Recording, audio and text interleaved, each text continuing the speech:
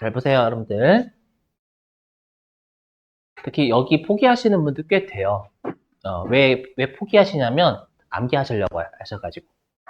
이해하시고 여기는 이해를 못 하신 상태에서 하면은 못 풉니다, 문제예요, 여러분들. 제가 괜히 하는 말이 아닙니다. 자, 보시죠. 자, 일단 여러분, 우리 어저께 제가 이익잉여금을 처분하는 건 정확하게는 미처분 이익잉여금이라는 창고에 곡식 있는 걸 우리가 줄이는 걸 이익잉여금을 처분한다라고 했었죠. 그죠? 그러면 우리가 이 이익잉여금 처분 계산서는요, 일단 언제 작성하냐면 요날 작성해요. 기말에 작성하거든요. 자, 여기 단기 기말에 작성을 해요. 기말, 여기 12월 30일 요날 작성을 하거든요. 요날 작성을 하는데, 근데 요 이익잉여금 처분계산서라는 건 주총에서 우리 이익잉여금을 처분한다라고 했죠. 배당 같은 거 주거나, 배당 같은 거 주거나, 아니면 우리가 적립금 쌓거나, 그거를요, 회사가 다음 연도, 우리 주총일은 다음 연도에 한다라고 했죠. 그럼 다음 연도 주총일에 어떤 일이 일어날지를 올해 연도 말에 미리 알려주는 보고서예요. 그러니까 여기 보시면 다음 연도 주총일은 제가 24년 2월 28일 날이라고 가정한 거예요. 2023년도의 주총은요. 그럼 회사 입장에서는 올해 연도 말 입장에서 2개월 뒤 주총일에 있을 일을 안다는 얘기잖아요. 알까요? 압니다. 여러분들 어떻게 알아요? 어떻게 알지? 그렇죠, 여러분들 가끔씩 어떤 오해를 하시냐면 주총에 가면 뭔가 토론을 하는 것처럼 알고 계세요. 여러분 토론 어떻게 해야 되죠? 우리 배당은 얼마를 줄까요? 주총에서 토론하지 않습니다. 사전에 우리와 같은 소액주주 말고요. 그 지분율 높으신 분들 계시죠? 그 회사에 뭐 우리 삼성전자 이재용 회장이라든지 여러 사장님들 맞죠? 그분들이 코로나 지났으니까 뭐 이제 만나서 하겠죠? 만나서 한 11월 말에서 한 12월 초중순 있죠? 요때 서로 간에 이제 배당은 얼마를 줄 거고 우리 회사가 대표이사는 어떻게 할 거고 그런 것들 다 의논을 해요, 미리 사전에. 사전에 의논을 하고 실제로 우리가 공시할 때 현금 배당 공시 12월 달에 다 나옵니다, 여러분들 말에. 어떤 회사는. 공시 미리 띄워요. 그걸 주총일에서 뭐만 하면 투표만 하면 투표만. 사전에 이러이러한 일들이 있을 겁니다 라고 제공해줘야 되는 거 주주들한테. 이해되시겠어요? 무슨 말인지? 자, 그럼 일단 여러분들이 외워주실 건 뭐냐면 이 이익잉여금 처분계산서는 일단 재무제표가 아닙니다. 요거 외워주시고 자, 그럼 잘 보세요. 이게 어떻게 돌아가는지를 이해하셔야 우리가 이제 왔다 갔다 할 수 있는데 여기에서는 우리 마인드맵이라고 하죠. 마인드맵이 잘 그려지셔야 문제를 풀 수가 있습니다. 왜냐하면 여기는 어느 하나만 되면 안 되고 그 다음 과정도 같이 생각해야 돼요. 진짜입니다. 이 어느 하나만 하는 게 아니라 그 다음 과정에서 뭐가 있을지를 같이 연결해야 됩니다. 해볼게요. 무슨 말인지. 자, 보시면 우리가 여기에 있는 미처분 이익잉여금은 자본이니까 2월이 되겠죠. 그럼 2월이니까 뭐가 있을 거냐면 네, 여기 일단 여기 보세요. 1번 전기 2월 미처분 이익잉여금이라는 게 있어요. 그럼 요 전기 2월 미처분 이익잉여금 뭐냐면 올해 연도 입장에서 전기는 2022년도죠. 그럼 2022년도에서 넘어온 건 1월 1일이잖아. 올해 1월 1일. 그럼 우리가 미처분 이익잉여금이라는 거 곡간에 곡식 쌓여져 있는 거다라고 했죠. 그러면 올해 연도 초에 곡간의 곡식은 500원이 쌓여져 있던 거예요. 500원. 자, 그랬다가 이제 올해 연도에 또 회사가 곡식을 벌 수 있잖아요. 맞죠? 그게 당기순이익이다라고 했죠. 그럼 여러분 당기순이익은 언제 나와요? 12월 31일. 그랬죠. 그래서 여기 우리 회사가 2023년 1월 1일부터 12월 31일까지 얼마를 총 벌었냐면 1,000원을 벌었대요. 그럼 곡간의 곡식이 기초에 500원 있었다가 1,000원만큼 올해 새로 벌었죠. 그러면 총 곡간의 곡식은 올해 연도 말 입장에서 얼마 있는 거예요? 1,500원 있는 거잖아요, 여러분들. 1,500원 있는 거예요. 여기까지 되세요? 그럼 이 1,500원이 어떻게 감소가 될 건지를 미리 알려주는 거예요. 올해연도마 입장에서. 그래서 여기 2분 무시하시고 우리는 처분만 보시면 돼요. 그래서 예를 들어가지고 우리 회사가 2개월 뒤에 배당을 1,200원 할 거래. 예를 들어가지고. 그럼 올해 연도 말 입장에서 올해 연도 말에 있는 국식 1,500원 중에 내년도 주총일에 1,200원은 감소될 예정입니다. 라고 보고를 해줘야 된다라는 거예요. 그럼 이제 고간의 곡식은 어떻게 될 거냐면 내년도에 300원밖에 없겠죠. 여기까지 되시겠어요? 근데 중요한 게 뭐냐?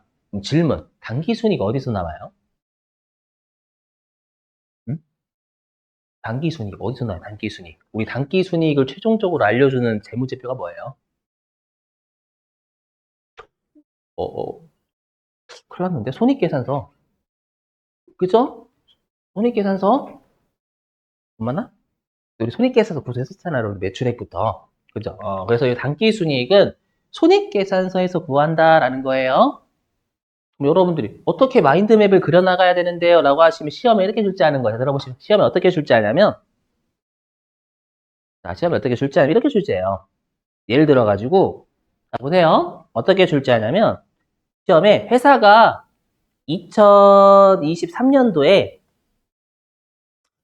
이자 수익 200원을 누락하였다 이렇게 출제하는 거예요.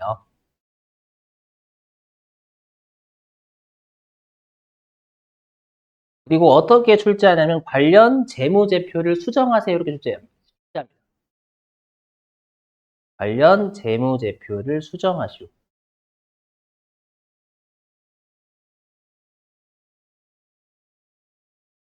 아이고 아이고. 그럼 여러분들 우리가 이자 수익은 성격이 뭐죠? 성격이 수익이죠. 영업의 수익. 그러면 수익 비용 우리가 수익하고 비용을 알려주는 서식이 또 손익계산서잖아요, 여러분들. 그죠? 그럼 여러분들이 분명히 손익계산서 가서 이자 수익을 200원을 새로 등록해야죠. 이게 오류니까. 되세요? 그러면 만약에 손익계산서에서 이자 수익을 200원 등록했다라고 해볼게요. 200원을 등록하면 정확한 단기순이익은 얼마일까요? 아니. 여기가 단기순이익이 지금 1,000원이잖아요, 여러분들. 1,000원인데 이 1,000원의 숫자는 이자 수익 200원이 누락된 최종적인 단기순이익인 거예요. 이해되세요? 그럼 만약에 이 이자 수익 200원을 잘 반영했다면 단기순이익은 얼마가 됐을 거예요? 1,200원이 그죠? 정확한 단기순이익은 1,200원으로 바뀌었을 거 아니에요. 어디에서요? 손익계산서에서요. 그러면 우리가 지금 여러분들이 생각을 해보시면 그러면 손익계산서를 고쳤죠. 그처럼 손익계산서를 고친 거잖아요. 그럼 손익계산서의 단기순이익은 제대로 돼 있겠지만 여기 단기순이익은 제대로 돼 있을까요? 여기는 이익잉여금 처분계산서의 단기순이익인 거예요. 그럼 여기는 그대로 1,000원으로 돼 있는 거예요. 1,000원으로. 그럼 영향을 이 생각 같이 하셔야 돼요. 단기순이익이 결론적으로 올해 연도 말에 있는 미처분 이익잉여 여기에 영향을 준다라는 거예요. 국간의 곡식에. 그럼 얘를 여러분이 와가지고 여기 이익잉여금 처분계산서라는 곳을 와서 얘를 1,200원으로까지 바꿔줘야 된다는 생각을 같이 하셔야 돼요. 손익계산서에서 그냥 이자 수익 200원 적어야지 요것만 하셨다가는 대답 못합니다. 이자 수익 200원 적으면 단기순이익이 변할 거 아니에요. 변하면 요 단기순이익 올해 연도 말에 있는 미처분 이익잉여금에 영향을 준단 말이에요. 얘가요. 올해 연도 말에 고간의 곡식 쌓여져 있는 거에. 이해되세요? 그럼 여기 와서 얘를 1,200원으로 바꿔야지라는 생각까지 같이 하셔야 돼요. 여기까지 되시겠어요? 그러면 이 로마자 1번 미처분 이익잉여금 있죠? 올해 연도 말에 있는 미처분 이익잉여금은 정확한 숫자가 얼마일까요?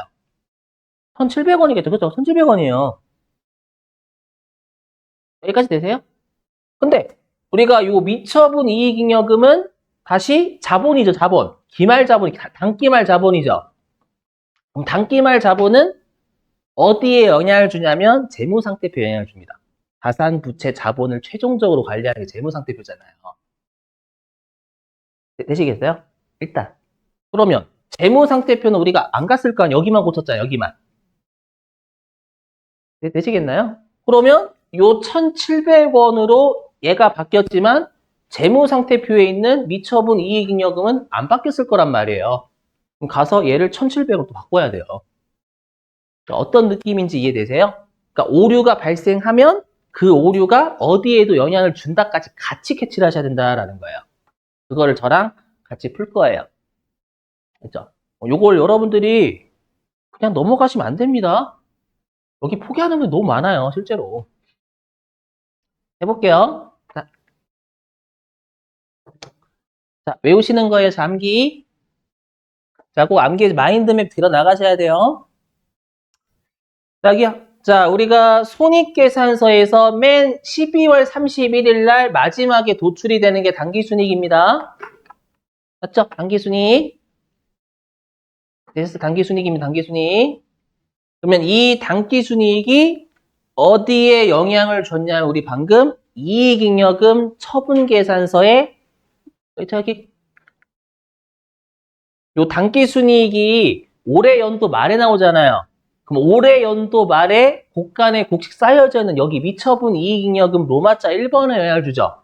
여기 2번, 3번, 4번은 내년도에 있을 예정인 걸 알려주는 거고요. 우리는 올해 연도 말을 작성하는 거예요. 되셨어요? 그래서 여기 신경 안 쓰시는 거예요.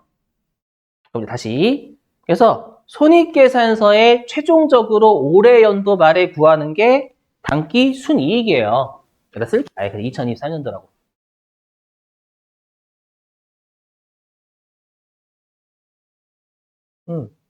그럼 얘가 이익잉여금 처분계산서에 2023년 12월 31일에 로마자 1번 미처분 이익잉여금에 제가 앞으로 화살표 치는 건 영향을 준다라는 뜻이에요.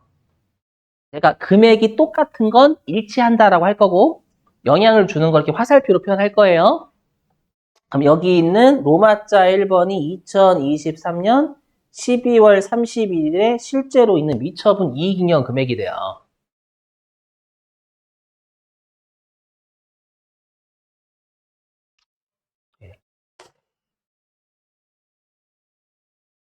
자, 그러면 우리가 재무상태표가 올해 연도 말 입장에서 최종적으로 올해 연도 말에 자산부채 자본을 관리하는 표죠. 그렇죠? 그러면 여기 미처분 이익잉여금이 올해 연도 말에 있는 자본 중에 하나잖아요. 자본 중에 하나. 그럼 얘를 최종적으로 재무상태표에 있는 미처분 이익잉여금 금액하고 일치를 시켜야 된단 말이에요. 올해 연도 말에 있는 자본이니까. 얘를 여기. 조심하실 게 제가 어저께 미처분 이익잉여금하고 2월 이익잉여금은 같은 겁니다. 좀 외워주세요 라고 했죠.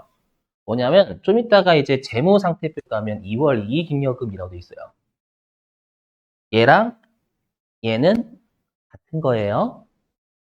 요거 미처분 이익잉여금 얘하고 우리가 2월 이익잉여금은 같은 거예요. 같은 거. 계정 과목은 같은 겁니다. 요거를 일치시켜야 된다라는 거예요. 일단 여러분들이 말로만 하면 여러분 무슨 말인지 모르니까요. 저랑 실제 문제 하나 풀고 여러분들한테 기출문제 맡겨볼게요. 자, 교재 어디로 가주시냐면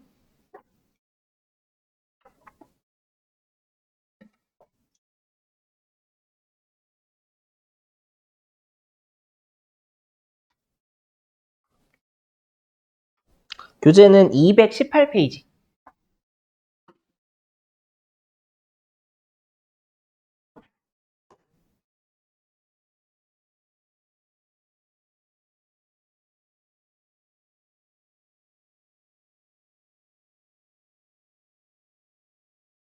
자, 218페이지에 2번 할 거예요. 2번.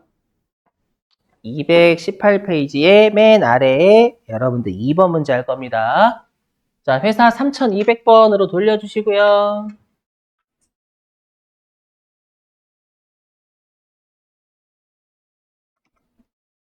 성남으로요. 회사 3200번 바꿔주시고 여기는 미리 계속 말씀드리자면 외워서 못합니다. 그리고 지금 푸는 문제가 제일 쉬운 문제 축에 속해요. 지금 푸시는 문제가. 우리 나중에 공장의 회계까지 배우면 좀 추가가 더 됩니다. 그걸 아직 안 배워도 할 수 있는 문제가 지금 우리가 하는 거예요. 자, 그러면 아이고. 자, 그럼 문제 좀 읽어볼게요.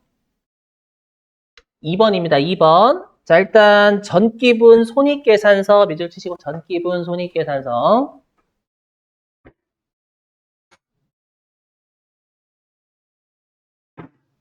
우리 시험에는 단기분 내지 않고요. 회계 1급은 전년도 거 냅니다. 네, 여러분들이 이거 고칠 줄 아셔야 되기 때문에 출제해요. 과거에 재무제표 잘못되면 고쳐가야죠. 우리가 실제로. 자, 계속 볼게요. 자, 전기분 손익계산서를 검토한 결과 다음과 같은 오류가 발견됐다. 자, 보면 자, 전기분 손익계산서, 전기분 잉여금 처분계산서, 전기분 재무상태표 중 관련된 부분을 수정하세요. 요거는 친절하게 준 거고요. 최악으로 내면 그냥 어디 수정하세요 라고 하지 않고 그냥 관련된 놈 다 수정해라 이렇게 나와요. 관련된 재무제표 수정하세요 이렇게 주십니다. 그러면 지금 보니까 상여금이 800번대죠. 그럼 이거 판매비와 관리비인 거잖아요. 판매비와 관리비. 판매비와 관리비면 본사 쪽이죠. 그렇죠? 그럼 우리 판매비와 관리비가 손익계산서 구조라는 걸 모르시면 이것도 안 줄 때도 있어요. 다음과 같은 오류가 발견되었다. 수정하세요 그냥. 그렇죠? 그럼 여러분들이 800번대니까 판매비와 관리비가 잘못됐다라는 걸 캐치를 하셔야 되는 거고요. 그리고 판매비와 관리비는 손익계산서 구조라는 것까지 알고 계셔야 됩니다. 그렇지 않으면 내가 이상한 곳에 가가지고 막 허덕이게 돼요. 그럼 일단 판매비와 관리비니까 손익계산서 쪽이다라고 생각하셔야 됩니다요. 보니까 틀린 금액은 430만 원이고 올바른 금액은 340만 원이라고 돼 있죠. 그럼 여기 전기분 손익계산서 가서 고쳐야 될 거 아니에요, 여러분들. 여기까지 생각하고 끝내시는 분들이 계세요. 여기서부터 계속 마인드 다음 과정까지 같이 연결이 돼야 돼요. 어떻게 하는지는 한번 하면서 해볼게요. 자, 그럼 일단 지금 전기분 손익계산서가 잘못됐잖아요. 그러면 어디로 가시냐면 7시 방향에 자, 7시 방향에요. 전기분 손익계산서를 갑니다. 여기요. 갑니다.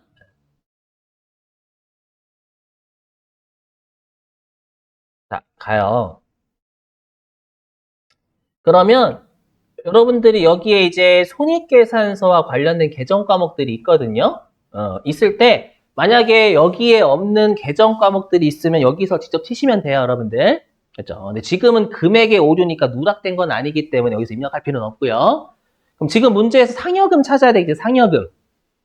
그렇죠, 여러분들? 그럼 상여금이 여기 있습니다. 430만 원 있어요. 근데 여러분들이 어떤 생각만 하시냐면 그냥 340만 원 받고 그다음부터 생각을 안 하세요. 그럼 큰일 나는 거 사실 못 맞아요, 무조건. 그럼 여러분 이 생각하시죠. 지금 상여금 이 430만 원은 잘된 숫자예요, 잘못된 숫자예요? 잘못된 숫자죠, 여러분들. 그러면 이 생각도 같이 하셔야 돼요. 우리가 손익계산서의 최종적인 결론이 오른쪽 가시면 단기순이 요거잖아요. 그러면 요 상여금 자체가 올바르지 않은 숫자죠. 그럼 오른쪽에 있는 손익계산서의 최종적인 결론인 단기순이익도 올바르지 않은 숫자다라는 것까지 같이 하셔야 됩니다. 항상이에요, 무조건. 그렇죠? 그래서 여러분이 처음이시니까 저는 이걸 이해를 돕기 위해서 그냥 오류, 수정전 이런 거 다 적어 놓을게요. 그래서 여기 자, 지금 우리가 오류를 수정하기 전 단기 순이익이 지금 1270만 원입니다. 여러분 맞죠? 70만 원입니다. 그리고 이제 오류 수정 후 단기 순이익이 얼마인지까지 같이 할게요. 그럼 우리가 이제 여기 상여금을 클릭해서 얘가 430만 원이 아니라 340만 원인 거잖아요. 그럼 얘를 고치면 되겠죠? 자, 고칩니다. 340만 원으로.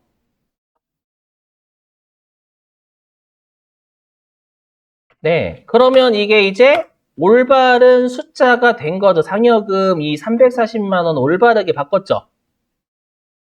그러면 손익계산서의 최종 결론인 당기순이익도 올바른 숫자일 겁니다. 이 생각까지 같이. 되세요? 그럼 1360만 원이 정확한 당기순이 되는 거예요. 올해 연도 말에. 되셨어요? 1360만 원? 여기 좀 어려워요, 여러분들. 1360만 원. 그러면 이 생각만 하시면 안 되고 얘가 또 영향을 주는 곳은 안 꽂혔을까?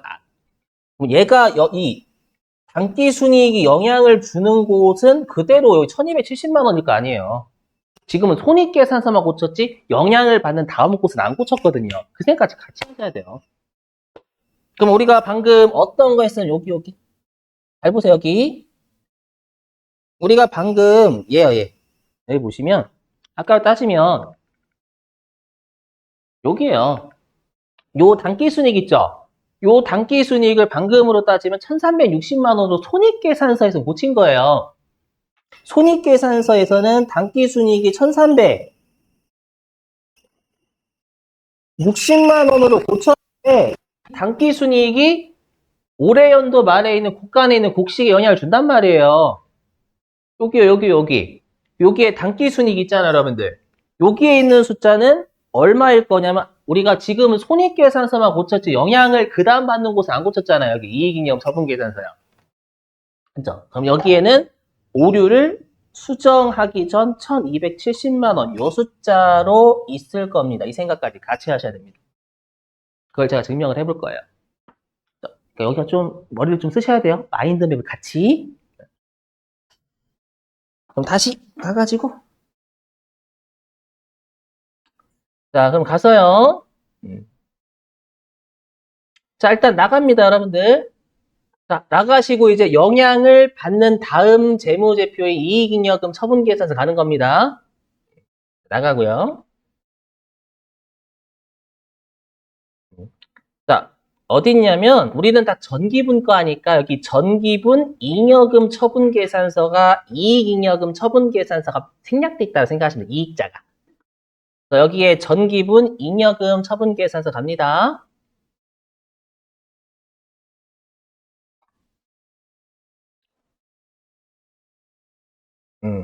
자, 가시면 얘랑 똑같죠. 우리 보실 건 얘. 아까 했던 요거.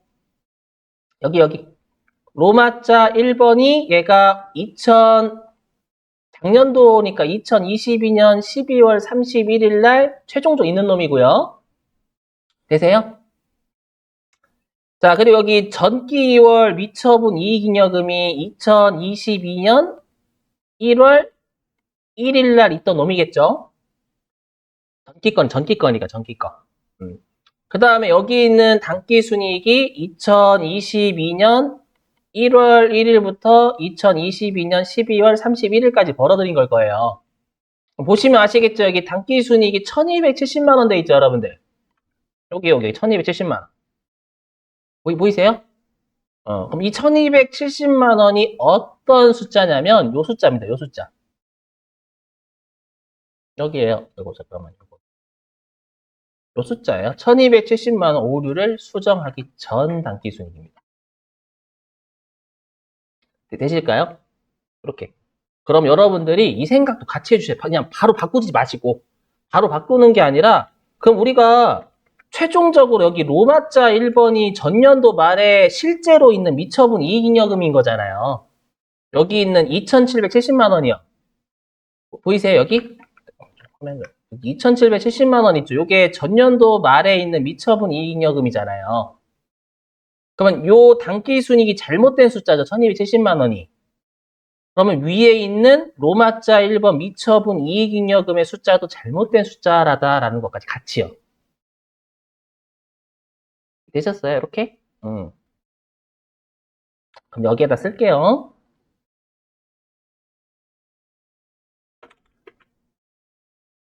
오류 수정 전 미처분 이익잉여금이 지금 2770만 원이에요.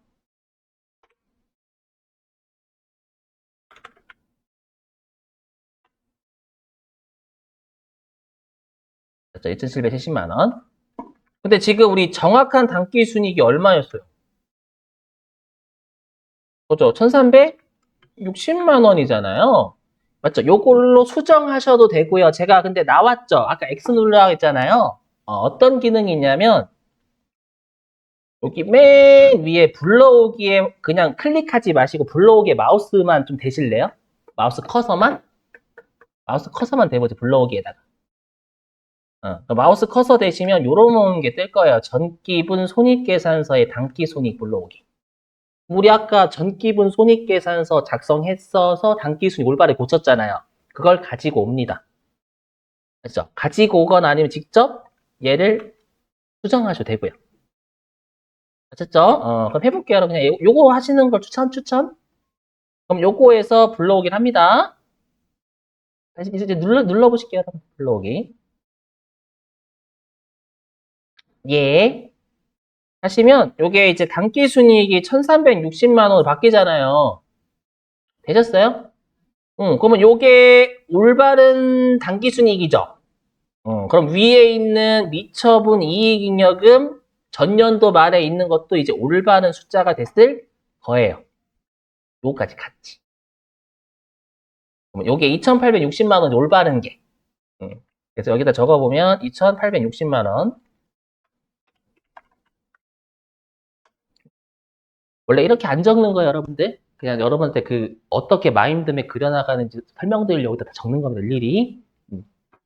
그러면 이제 우리가 요 미처분 이익잉여금 로마자 1번이 실제로 전년도 말에 있는 미처분 이익잉여금이죠. 그럼 얘가 최종적으로 전년도 말에 자산, 부채, 자본을 최종적으로 관리하는 재무상태표에 영향을 또 줘요. 아셨죠? 그러면 우리가 또 재무상태표 가서 요 미처분 이익잉여금을 2770이 아니라 2860으로 바꿔줘야 된다라는 것이 같이 생각입니다. 그렇죠? 그러면 재무상태표 한번 재무상태표 들어갑니다. 재무상태표.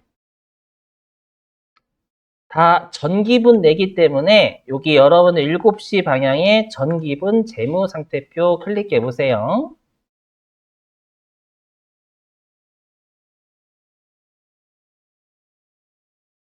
그러면 재무상태표 가시면 맨 오른쪽 5시 방향에 대차차익 있죠? 90만 원이요. 요거 뜨면 안 되는 겁니다, 여러분들. 최종적으로요. 그리고 우리가 어떻게 보시는 거냐면 우리 재무상태표는 기말에 자산부채 자본 알려주는 기말에 지금은 전기분이니까 전년도 말에 자산부채 자본 알려주는 거예요. 그럼 우리가 재무상태표는 자산이 차변이었죠. 그래서 자산이 왼쪽에 있고요. 그 다음에 부채하고 자본이 오른쪽 대변에 있습니다. 되세요? 근데 보시면 아시겠지만 우리가 지금 한 미처분 이익잉여금은 자본이잖아요. 자본이니까 여기 녹색 쪽 찾으셔야 돼요. 녹색 쪽. 녹색 쪽에 미처분 이익잉여금을 찾아야 되는 거잖아요. 근데 아까 제가 재무상태표는 미처분 이익잉여금이라고 안 돼 있습니다. 여기 보시면 2월 이익잉여금이라고 돼 있어요. 이렇게. 보이세요, 여러분들? 근데 여기 숫자가 지금 2,770만 원이죠.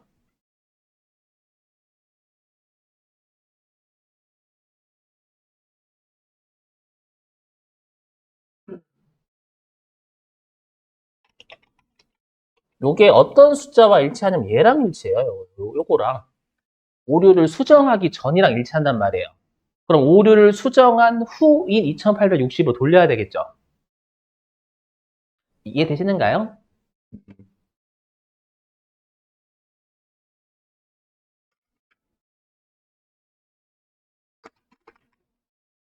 그럼 여기에 있는 2,770만 원이 올바르지 않은 숫자고 2,860만 원이 전년도 말에 정확하게 있는 미처분 이익잉여금이잖아요. 그럼 얘를 2,860으로 돌리시면 되겠죠, 여러분들. 되셨어요? 한번 바꿔볼게요, 2,860으로. 그럼 이렇게 하시면 최종적으로 재무상태표에 있는 대차 차익이 나오지 않습니다. 이렇게 해야 사정을 받아가는 거예요. 그러면 여러분들이 지금은 제가 쉬운 거라고 했잖아요. 왜 쉽냐면 나중에는 이제 공장회계까지 결합해서 내버려요.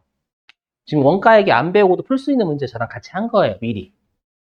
그러면 여러분들 이쪽 왔다 갔다 하는 거라고 할게요. 왔다 갔다 하는 거를 캐치하시려면 어디를 수정하면 어디가 영향을 받고 여기를 수정하면 관련 여기에 최종적인 12월 31일자 결론이 여기가 영향을 받고 그 다음에 관련된 다음 서류에 어디에 영향을 주겠다까지 같이 생각을 무조건 하셔야 됩니다.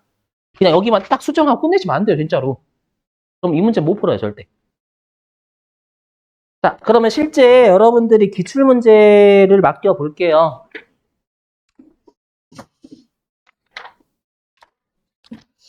자, 교재 어디로 가주시냐면,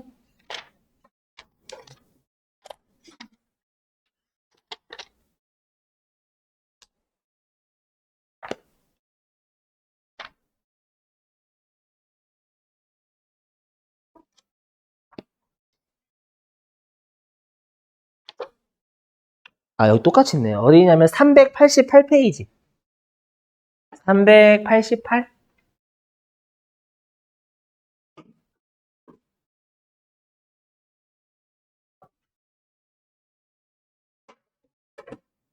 자, 388페이지에 문제 1번에 3번입니다.